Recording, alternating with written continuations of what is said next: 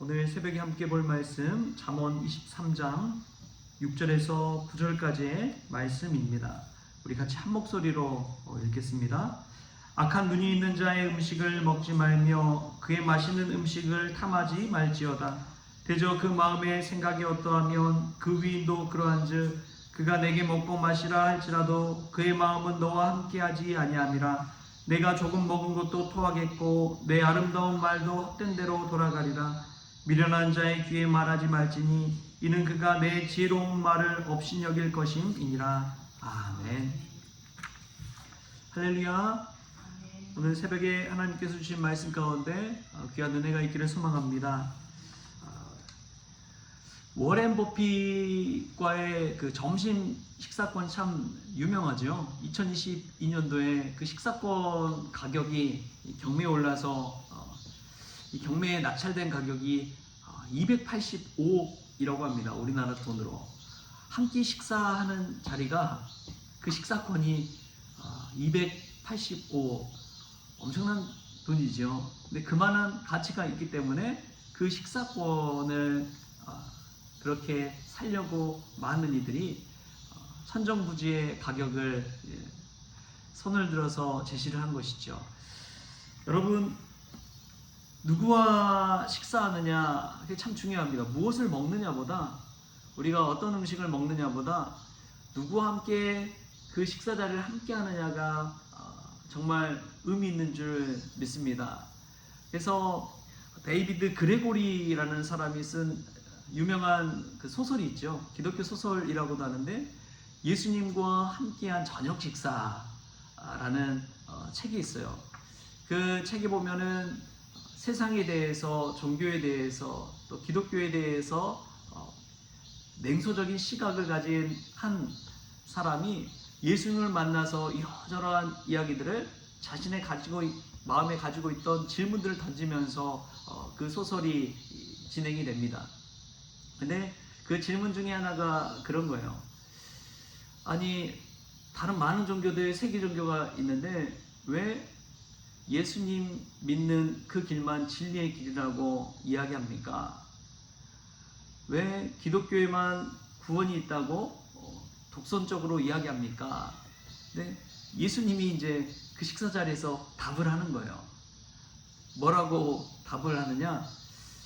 다른 세계 많은 종교는 자기 스스로가 노력해서 참선을 하거나 수행을 하거나 고행을 하거나 그래가지고 도에 이르고 해탈에 이르고 그러한 방식이지만, 예수님이 이야기한 그 진리는 은혜로서 선물로서 다가온 그러한 말씀이기 때문에 그렇다라고 이야기합니다.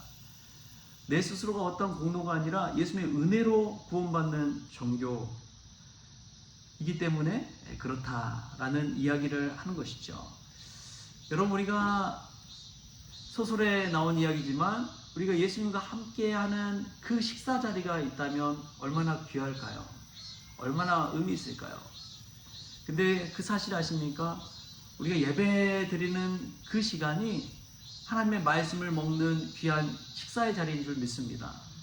그 식사 자리를 매번 갖다 보면 그냥 허투루 드리는 경우가 많이 있어요.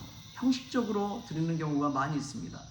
그런데 예수님과 함께한 식사 자리라면 우리가 좀 더 귀를 열고 주님의 말씀에 더 우리의 마음을 쏟는 그러한 은혜가 있기를 바랍니다.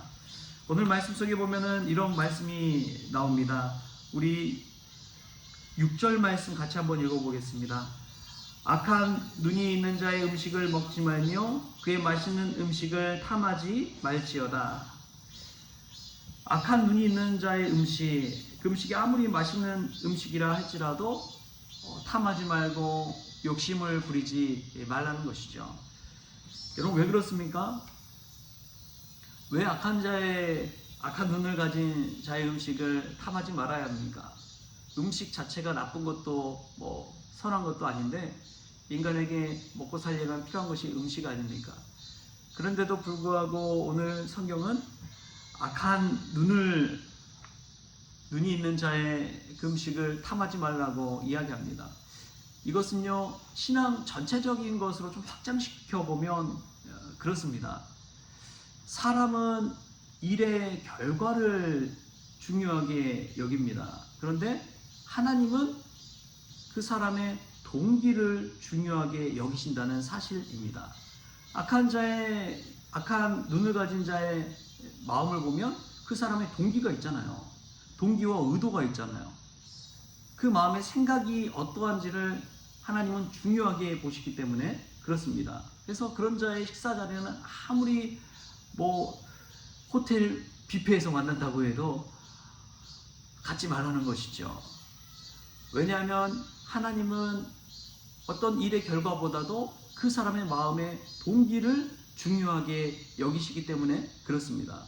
그래서 예배 드릴 때 우리가 헌금을 드려도 그 많은 돈을 다 드려도 우리 예수님께서 두렙돈 드린 그 과부 헌금을 가장 많이 하나님께 드렸다고 칭찬하잖아요. 그것은 그 마음의 의도를 붙들고 있기 때문에 그렇습니다. 가진 자가 드린 그 헌금의 양보다 그 마음의 동기를 우리 하나님께서는 더 중요하게 여기기 때문에 그렇습니다. 이러한 하나님의 마음을 우리가 조금 의식한다면 예배 드릴 때의 우리의 마음 자세도 그런 것이죠. 늘 그냥 형식적으로 드린 분과 이 예배가 정말 나에게 있어서는 마지막 예배와 같은 정말 소중한 예배다, 일생일대의 예배다 생각하고 그 예배를 드리는 자의 그 마음과 의도와 동기를 우리 하나님께서는 깊이 보고 계신다는 것이죠.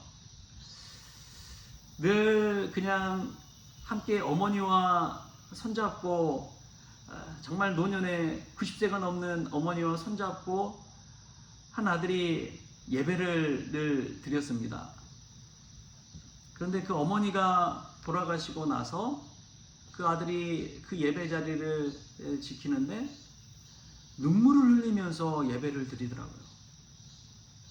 그전에는 어머니 모시고 왔을 때는 그런 모습을 본 적이 없는데 어머니 장례 치르고 나서 주일 예배에 참석을 해서 그 자리에 앉아서 홀로 덩그러니 예배 자리에 나왔는데 매주일 드리는 예배가 아니라 그 예배가 너무나 슬픈 거예요. 늘 함께 했던, 곁에 있었던, 모셨던 어머니가 안 계시니까 그 예배 자리에서 얼마나 펑펑 울면서 그냥 그 예배를 드리든지요. 여러분, 똑같은 매주일 예배가 아닙니다. 사실은 우리가 드린 예배는 매일 새로운 예배인 줄 믿습니다. 매일 의미 있는 예배인 줄 믿습니다. 새벽을 깨우든 주일 예배를 드리든 그 예배 자리에서 우리 하나님은 우리가 얼마나 간절한 마음으로, 얼마나 전심을 다한 그 마음으로 하나님을 예배하는지를 보는 것이죠. 우리 하나님은 어떤 일의 결과, 그냥 예배에 참석했다, 그런 차원의 것보다도 우리 마음 중심을 보시고 얼마나 전심을 다해 하나님을 예배하는지 그것을 보시는 분이기 때문에 그렇습니다. 사람을 만나는 것도 마찬가지죠. 제일 참 어려운 자리가 매일 친구처럼 만나는 사람은 편하지요. 그런데 갑작스럽게 연락을 해서 만나자고 하면 굉장히 부담스럽습니다. 아니, 별로 친하지도 않는데 연락도 자주 하는 사이도 아닌데 갑작스럽게 연락을 해서 만나자고 하면 여러분 불편하잖아요. 하나님도 마찬가지라는 것이죠. 기도하는 것도 마찬가지입니다. 우리가 늘 하나님 앞에 친밀하게 나가는 게 참 중요합니다. 다윗이 왜 하나님께 그렇게 붙들려 쓰임 받았을까? 시편을 읽어보면 답이 나와요. 시편 읽어보십시오. 다윗이 얼마나 하나님을 찾고 때로는 자신의 마음속까지 다 꺼내놓잖아요. 저 원수를 그냥 하나님께서 보복해 주시라고. 그런 이야기들 얼마나 많습니까? 그러니까 하나님 앞에 자신의 마음을 쏟아놓는 거예요. 아주 사소한 것일지라도 자신의 마음에 있던 것들을 하나님과 늘 소통하니까 하나님이 다윗이 정말 자신의 마음에 합한 자다라고 여기고 이스라엘을 위대한 왕으로 세워가잖아요. 저와 여러분도 마찬가지입니다. 하나님과 친밀한 교제를 나눌 수 있기를 축복합니다. 오늘 드릴 수 있는 예배가 있다면 그 예배 가운데 예수님과 함께하는 정말 귀한 식사다라고 생각하고 주님의 말씀을 듣는다면 은혜가 충만할 줄 믿습니다. 오늘 늘 같이 드리던 정말 사랑하는 가족, 또 어머니, 아버지, 나의 자녀들 그냥 드리는 예배가 아니라 오늘이 마지막 예배라고 생각하면 얼마나 귀합니까? 우리가 그 마음가짐 가지고 전심으로 하나님께 나아갈 수 있기를 바랍니다. 그래서 하나님께 칭찬받고 또 하나님과 늘 소통하면서 친밀한 은혜, 날마다 하나님과 동행한다면 그것이 바로 천국 생활인 것이죠. 그런 천국을 경험하는 저와 여러분 될 수 있기를 주신 예수님의 이름으로 축원합니다. 기도하시겠습니다. 주신 하나님 감사합니다. 우리가 오늘 또 새벽을 깨어 하나님 앞에 나옵니다. 하나님의 말씀을 듣습니다. 예수님과의 식사의 자리를 갖습니다. 주님, 이 시간 주님의 음성에 귀 기울이게 하여 주시고 눈앞에 놓인 음식이 우리의 마음을 빼앗기지 않게 하여 주옵소서. 우리 하나님께서는 일의 결과보다도 사람의 마음의 동기와 의도, 그 마음을 중히 여기시는 분이시오니 우리도 전심으로 예배하고 전심으로 하나님 찾고 주님과 날마다 친밀한 교제의 시간, 천국 시간을 가질 수 있도록 주님 주장하여 주옵소서. 오늘 하루를 주님께 의탁하오며 거룩하신 예수님의 이름으로 기도하옵나이다. 아멘. 우리 주님이 가르쳐 주신 기도로 오늘 새벽 기도를 마치겠습니다. 하늘에 계신 우리 아버지여, 이름이 거룩히 여김을 받으시오며 나라가 임하시오며 뜻이 하늘에서 이루어진 것 같이 땅에서도 이루어지이다. 오늘 우리에게 일용할 양식을 주시옵고 우리가 우리에게 죄진 자를 사하여 준 것 같이 우리 죄를 사하여 주시옵고 우리를 시험에 들게 하지 마시옵고 다만 악에서 구하시옵소서. 나라와 권세와 영광이 아버지께 영원히 있사옵나이다. 아멘.